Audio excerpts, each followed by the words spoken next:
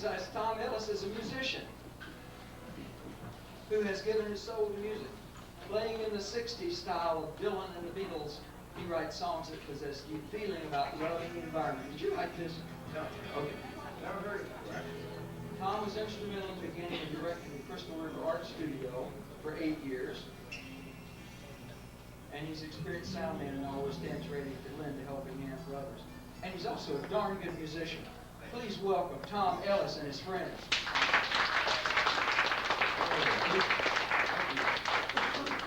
Change hats from sound man's musician. In the tradition of these festivals, I've taken advantage of it and had people like Frank Thomas invite me to play a song during his set, and that's kind of how I got started getting time on these stages. My sister Linda Ellis Smith has written a song that I think is very good, and I want y'all to hear it, so I'm going to do a song of Linda's first. I'll let Linda tell you about it. And this is Don Ward over here. I've been trying to write songs for years, and I write about half of them and give up, and this one got finished, and I think there was a purpose to it because it's something that's very important. It's about five people coming to Florida and trying to run off of the water. It's called Better Hold Back the Water. When the palm trees grow tall and the hurricanes blow, there's a treasure more precious than gold. Down in rivers and lakes, hidden deep underground, and it's spoke of in stories they told. Better wade in the water, better wade.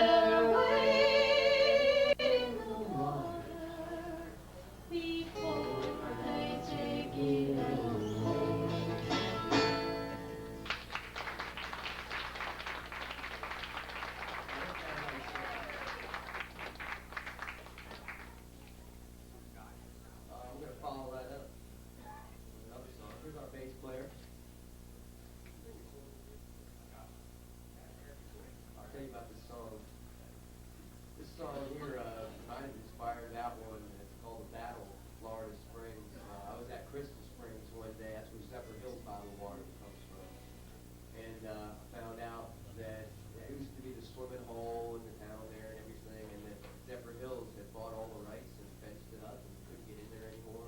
I went down there to hang out, see what was going on. People were protesting.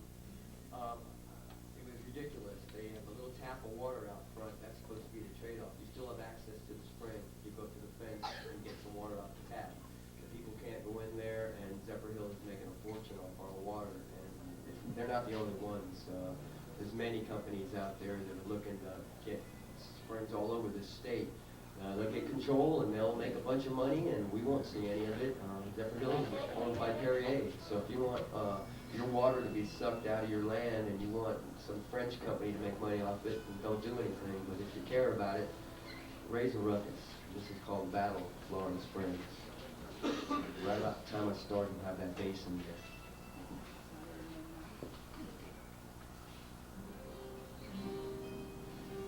And my guitar, so you give me a little more of that.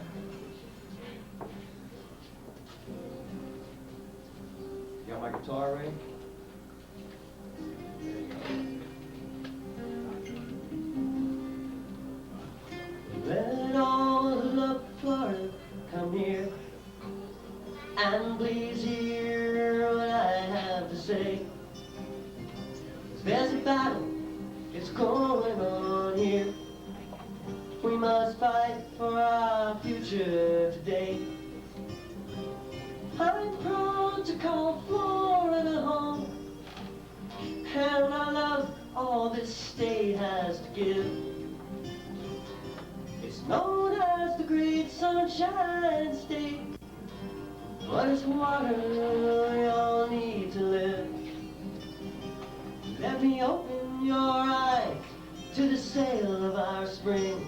There's a crime taking place there, my friend. Millions of gallons are pumped every day.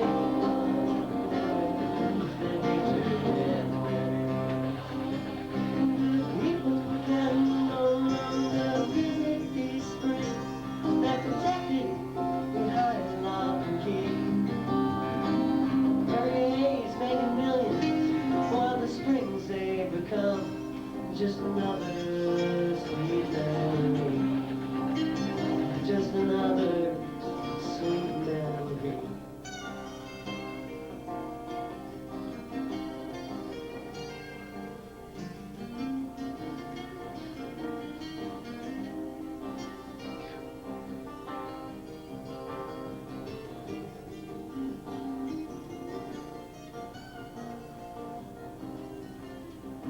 But don't let corporations suck us bone dry, facts and cruel parasitic disease.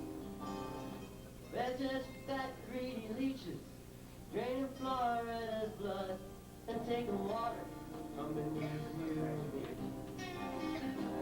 Well, I don't blame the former owners of springs when they sell out for $1 million or $2 million. Why can't our states get control of our springs? It's something that I know we must do. The need for fresh water, it's a need that will grow. We must save all of Florida's springs. They belong to the people, they're not a thing to be sold. They're among the state's most precious things. So don't try to ignore it, and don't think that you're safe. Don't think that it can't happen here. Big business is out searching for big profits to make, and they could be in your backyard next year. You might find them crawling in your backyard next year.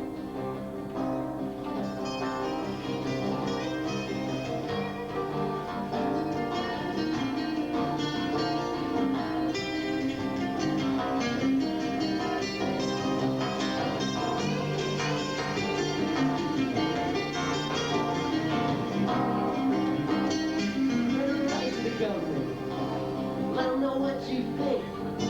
It's time to give a voice to your view. It's time to stop selling off Florida's Friends, they were put here for me and for you. God,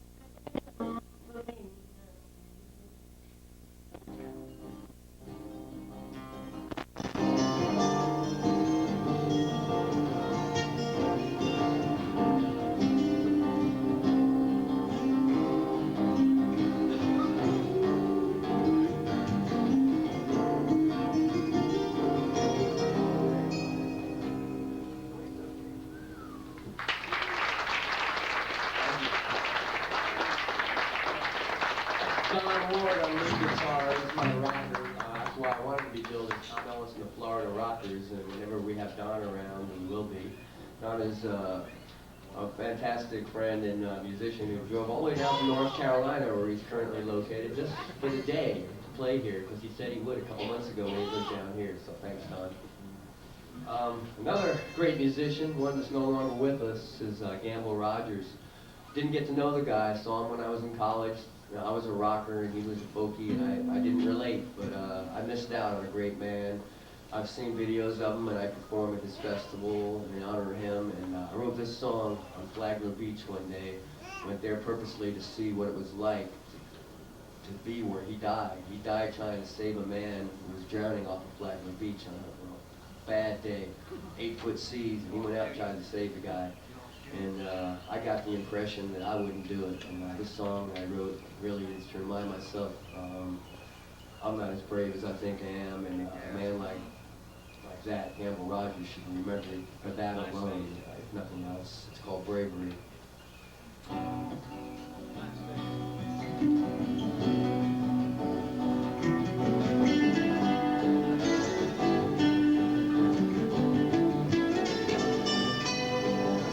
Down by the seaside, down the Flagler Beach, watching the raging sea, watching the raging sea. I was watching water churn, watching the white caps break. It's danger that I see, bad danger that I see. Then I get to thinking of Gamble Rogers died. What I'd have done if I'd been in his shoes. Well, I tried to picture someone out there calling out to me. And that split second, what I choose to do.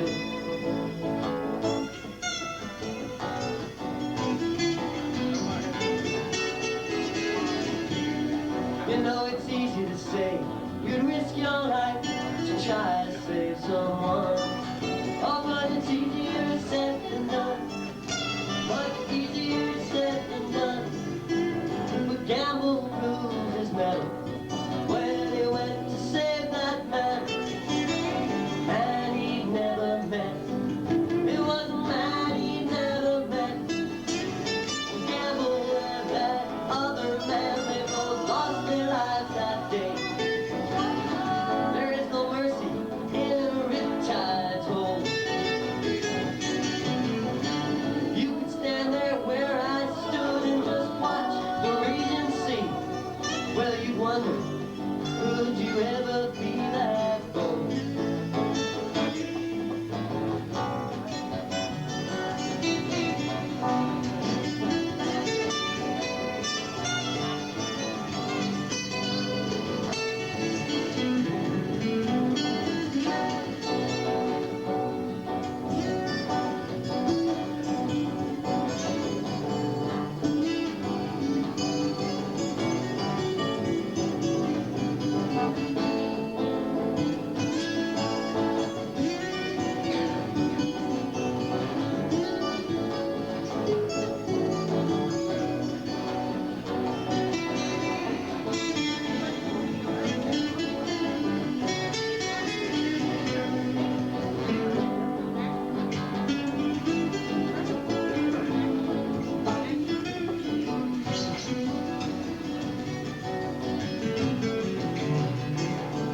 You know that Gamble was a special man. He could make that guitar sing, and his stories filled your soul. His stories filled your soul.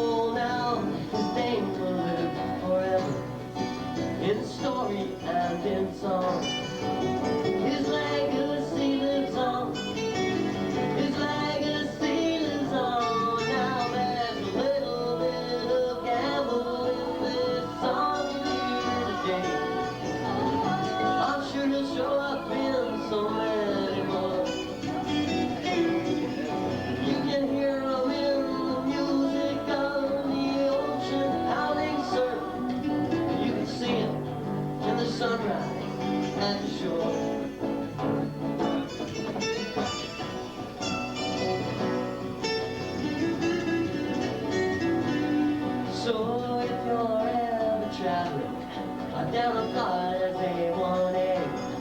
Oh, when the wind is blowing hard, oh, when the wind is blowing real hard, stop and see that place again. Gave his life unselfishly, and only then you'll see, only then you'll see real bravery.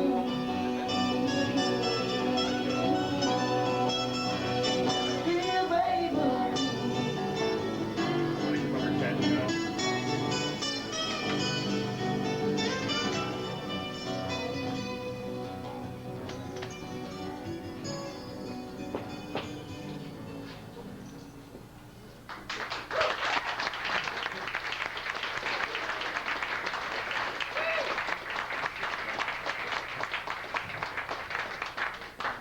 I'm fighting this cold, and I'm really glad my voice is still there. It's hard not to sing and play all night, but I know a lot of you have been at this festival before, but if you haven't, make sure you stay up late, wander around, listen to all the great music.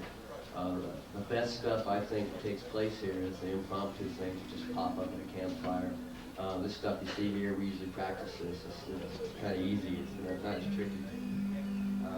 This next song is very special to me. They allowed me to play it at the main stage, Florida Folk Festival one year, and it was one of those songs that it had a life of its own. I played it for about a year, nobody noticed it, and then all of a sudden, everybody started telling me it was a really good song, and I know it was exactly the same. I believe songs have their time, and you just have to get the song and the time together. If Bob Dylan was to come out in the 40s, they would have laughed at him in his time. So hopefully there's a musician out there right now that's thinking it's their time to become a Florida folk musician and will inspire somebody else. Or at least inspire someone to care about Florida as much as a lot of us do. And this song, Florida 2050, is a very ominous one. It takes place in the year 2050. I've died, and my grandson discovers my cassette tapes and plays them and realizes Florida was really nice back then, and it isn't anymore. So he takes up the trade, writes a song. Come on with me to the future. We're going to 2050, and we will call it that, because to say 2050 is too long. So that year will be 2050, and this is my song.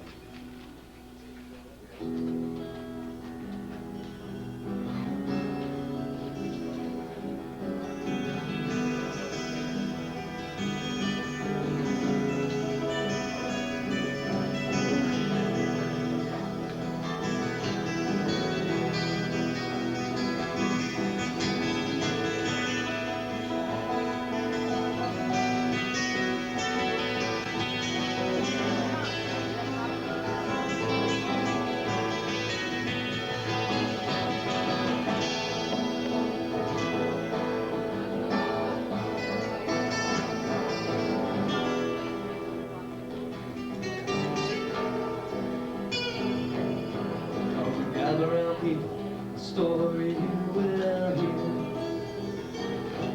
I'm gonna tell you about the way things used to be around here. When my grandfather died, they gave me all this thing. Had a bounce of more cassettes that seemed he liked to sing. Sang his songs about the manatee,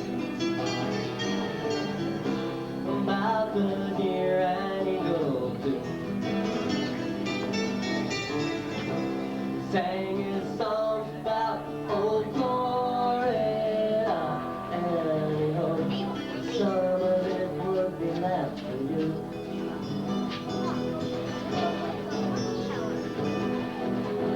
You know the city you're in used to be a river of grass, and my grandfather sang, he knew it just wouldn't last. You see, people moved here by the millions, they needed new homes, so they filled in the Everglades and built lots of roads. They didn't care about humanity, the way deer and or eagles flew. They didn't care about old Florida.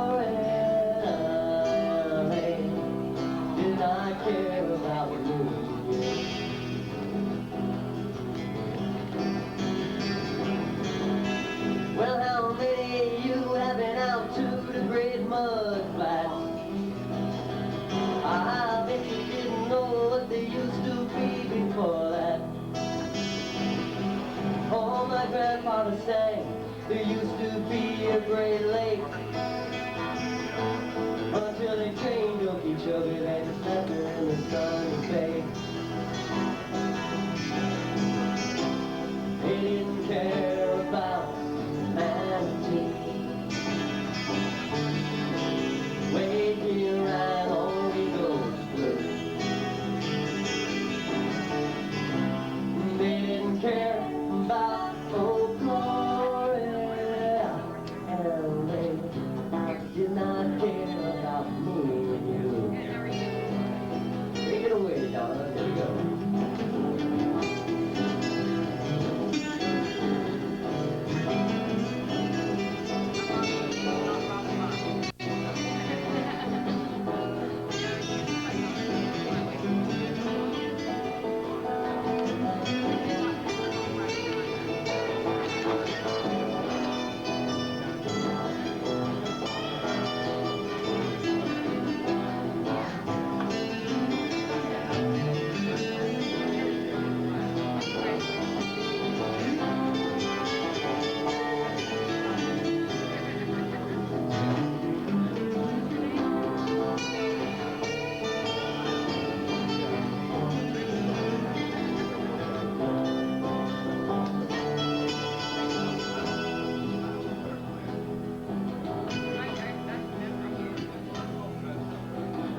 Grandfather sang he used to swim in the sea. That's disgusting. Oh, I know it's hard to believe. Please listen to me. Back then the water was clean and not covered with oil.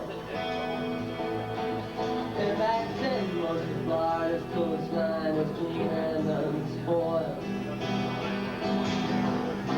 He sang his songs about about the deer and eagles. Sang his songs about old Florida, and he hopes some of it would be left for you.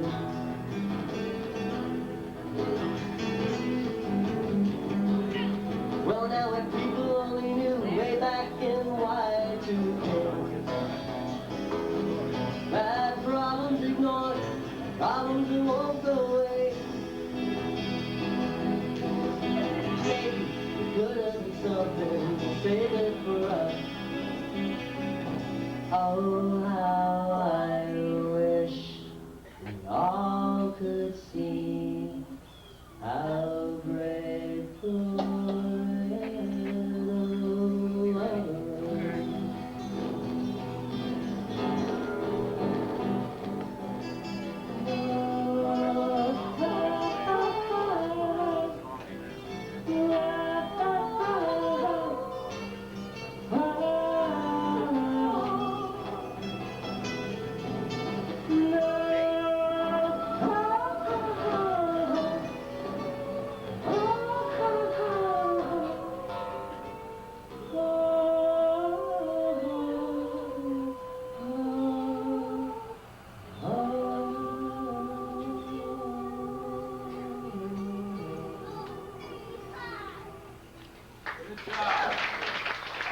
Thank you very much.